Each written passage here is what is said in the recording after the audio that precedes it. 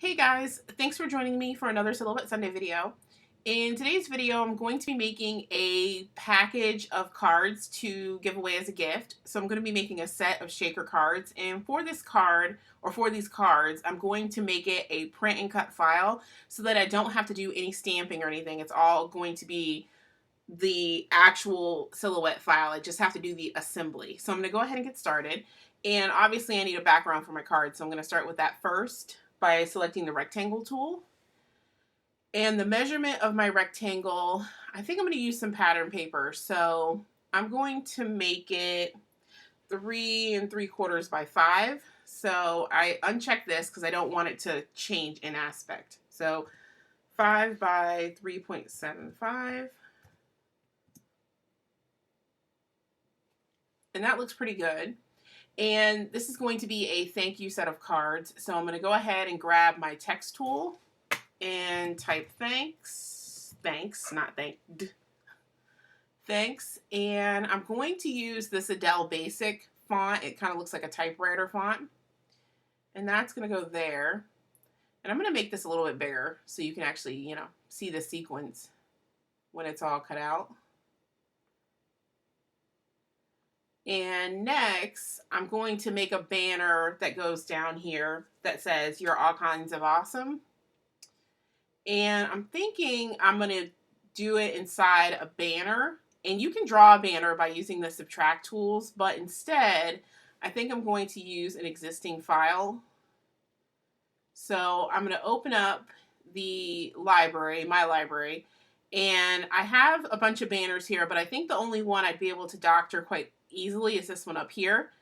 So I'm going to go ahead and double click it to open it, and it opens huge, as you can see. So I'm going to go ahead and select it, right click, and ungroup it, and then delete all this other stuff because I only want this banner right here. So I'm going to shrink this down because my sentiment is not going to be that big underneath here. Okay, so I've shrunk this down, but now you can see these little triangles look wonky. So to fix that, I'm going to double click, and you can see this point editing menu popped up.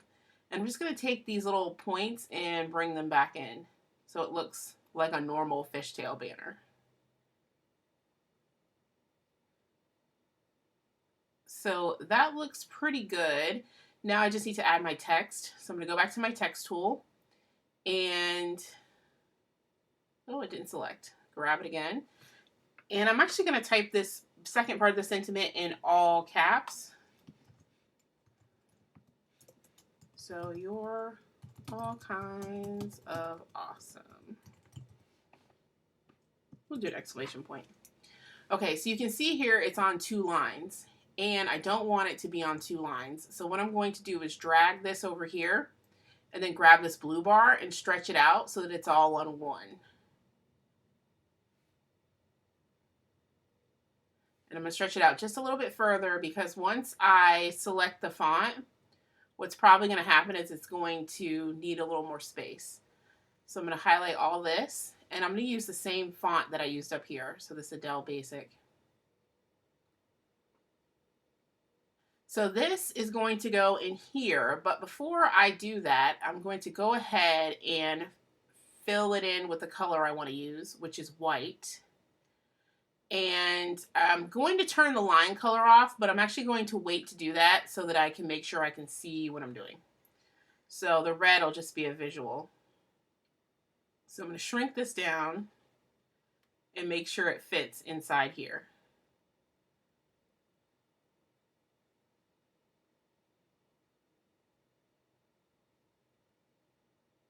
So that looks pretty good. So this guy right here, this banner, I'm going to fill him in black. Now I can turn these line colors off for the text. So I'm going to turn that off.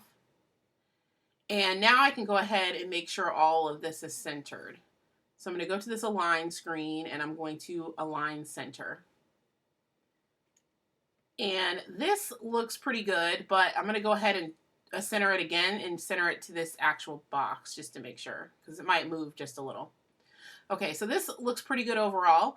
And before I go ahead and I send this to the silhouette, I need to turn on my registration lines and I need to turn off some cut lines. So for this portion down here, this banner and this text, I don't want it to cut. I only want it to print. So with both of them selected, I'm going to say no cut, so the red lines disappear. And I want all the rest of this to cut out, so it's fine.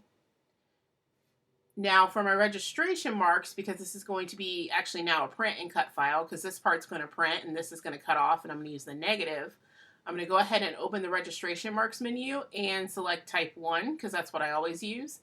And nothing can be in this hatch area. So I'm going to go ahead and select everything and bring this down here.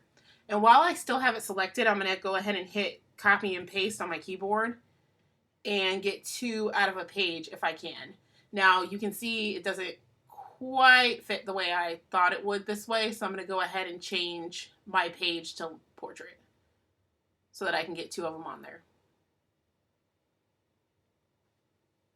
So that's it for this portion. I'm going to go ahead and print this out, and then I'm going to load it into my silhouette and cut out with the registration marks.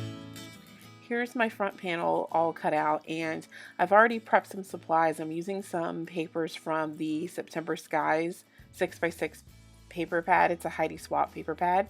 And the first thing I'm going to do is attach my clear backer piece down, my acetate, and I'm doing that using some Tombow Extreme or Fast Fuse, whatever you want to call it, and some liquid glue.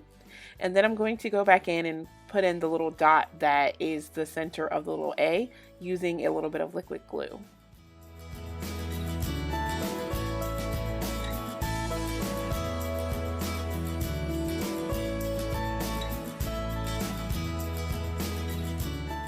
To attach my background pattern paper to the card base, I'm using that same Fast Fuse, that really strong adhesive.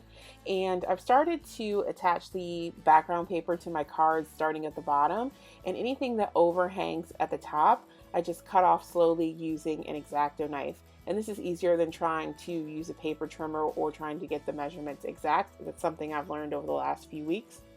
And finally, to finish assembling the card, I'm going to build a shaker box out of dimensional adhesive, and I'm actually going to double stack this adhesive so that there's more room for the sequence on the inside. So I built the first layer of adhesive or dimensional adhesive, and now I'm going to go back over the same strips with another layer so that it's 2 stacked on top of each other.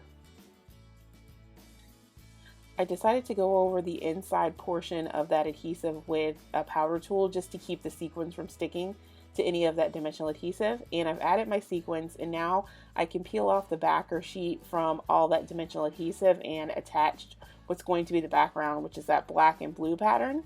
And finally, I can attach my shaker portion to the base of my card.